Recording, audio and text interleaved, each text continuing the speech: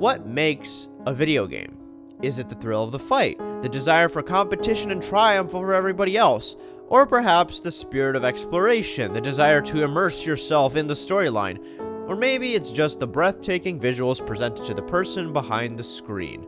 Frankly, it can be any of these things, and Call of Duty in its 20 years of existence has captured the first feeling like no other game has, a franchise which has gained such a cultural presence in our daily lives that the very phrase first-person shooter has become synonymous with Call of Duty. Not Counter-Strike, not Halo, not even Doom has reached such a high status in our society as Call of Duty has. The series was a bestseller pretty much from the start. The first game released in October of 2003, and within 3 years had already sold nearly 800,000 copies. In the same time period, the sequel, released in 2005, sold more than double that amount. It pretty much snowballed from there in terms of sales and popularity in the gaming community, with Call of Duty 3 marking the start of annual Call of Duty releases that have continued ever since. Call of Duty 4. 50,000 people used to live here, now it's a ghost town. Gone are the days of World War II combat, enter Modern Warfare. Okay, the next game did go back to World War II, but hey, it's the best World War II Call of Duty they ever made. And guess what? There's zombies now. Then after that, back to Modern Warfare, but not just any Modern Warfare, Modern Warfare 2.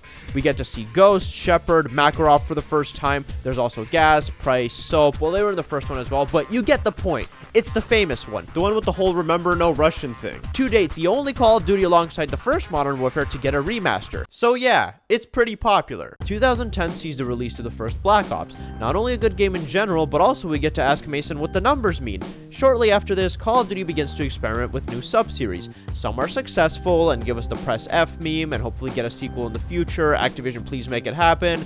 Some of them, not so much. I mean, you guys probably remember the absolute shitstorm when Infinite Warfare was announced and how a couple of years later people were like, oh, actually, it's not so bad. So don't even ask me what that was all about.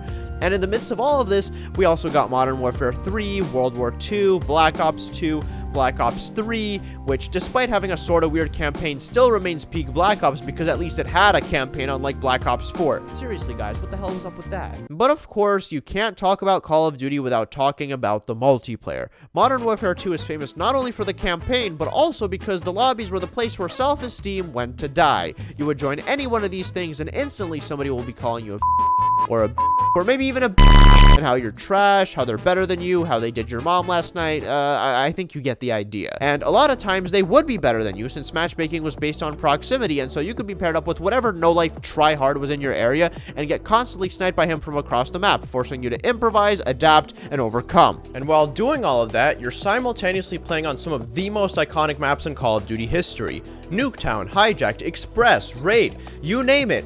Then there's the gameplay itself. I mean, back then everything was about getting quick scopes and kill streaks, maybe even once in a blue moon landing a 360 no scope or some other trick shot people would think of at the time. That in turn gave us some of the best montages in internet history, MLG videos. Do I even need to say anything about these?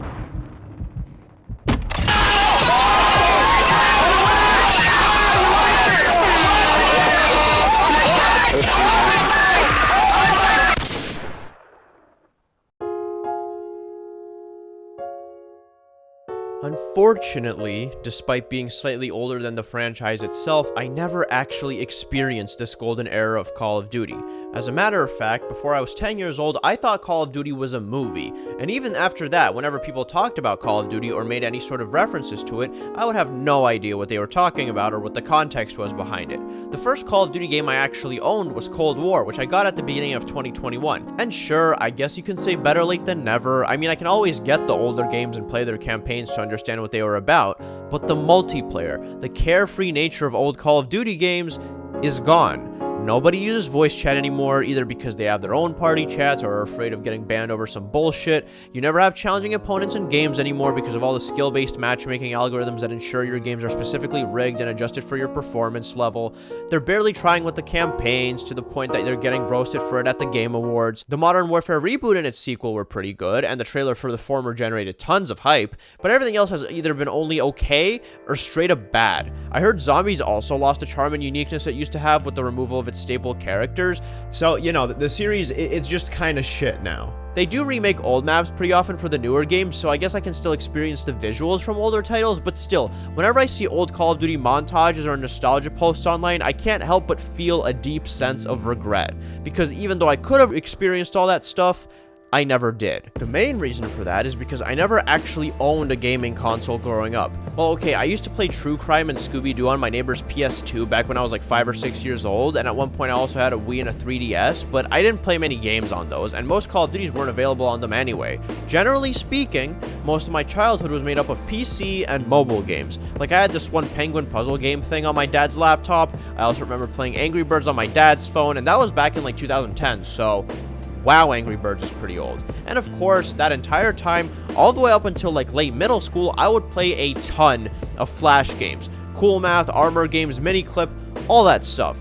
But in terms of standalone games, around 2012, 2013, I would pick up Minecraft, then Roblox shortly after that, and around the same time, I also got an iPod Touch, so I played a shit ton of different mobile games on that. Then about 2 years later, I started playing a lot of Clash Royale. And around this time, I actually played Black Ops 1 over at my friend's house a couple times, which was essentially my first experience with the franchise. 2016, I got into CSGO, then early 2017, I started playing a lot of World of Warships, oddly enough, which I would do all the way through early high school, and later that same year, I also got Overwatch, but it ran like shit on my weak-ass computer, so I couldn't play it much. In fact, the reason why I couldn't play Call of Duty on a computer, even if I didn't have a console, was because I never had one powerful enough to run it, so that whole time, I was only really able to play older and non-demanding titles. In high school, aside from CSGO, that would also be things like Portal, Half-Life, Undertale, War Thunder, Rocket League, and a couple others similar to that. It wasn't until late 2020 that I was able to upgrade my computer so it could run modern, demanding titles. As a matter of fact, I still have those specs, so hopefully I can upgrade it somewhere in the near future. But yeah, after doing that upgrade, I began to play a shit ton of modern AAA stuff, which allowed me to get Cold War a few months later. But as I've already said, yeah, it's an alright game, but it would have been nice if I was there to witness the franchise's evolution and, you know, experience the old days of Call of Duty. Now, to be fair, maybe I'm putting too much value in all of this, because I feel like the series has always sort of been like the McDonald's of video games, because, you know, it's always been monetized to shit. It's not some Red Dead Redemption or Kojima masterpiece. Ultimately, it's just a straightforward, enjoyable experience that gets the job done, okay? Fun for the whole family, as they say. Like, I also missed out on Fortnite when it was super popular because, again, shit computer, but, like, I don't really care that much, you know? It is what it is. And if it's any consolation, as I said previously, I used to play CSGO, and that game also had its fair share of anarchy and people shit-talking in the voice chat. Now, my friend tells me that's not the same thing, but I don't know, dude. It's pretty similar. I don't know. And hey, Minecraft was also a pretty big deal, so at least I got to experience that when it was popular. But anyway, that's the end of today's video. I hope you guys enjoyed my sob story slash video game biography thing. If you liked it, then 360 no scope that like button. Sorry. This was your captain speaking. Peace out. Now, you might have heard of Call of Duty Black Ops, but have you heard of Call of Duty Black Cops? Or how about Call of Duty Black Socks? Call of Duty Black Rocks? Call of Duty Black Box? Call of Duty Black Cocks? Yeah. Black Cocks. What were you thinking of?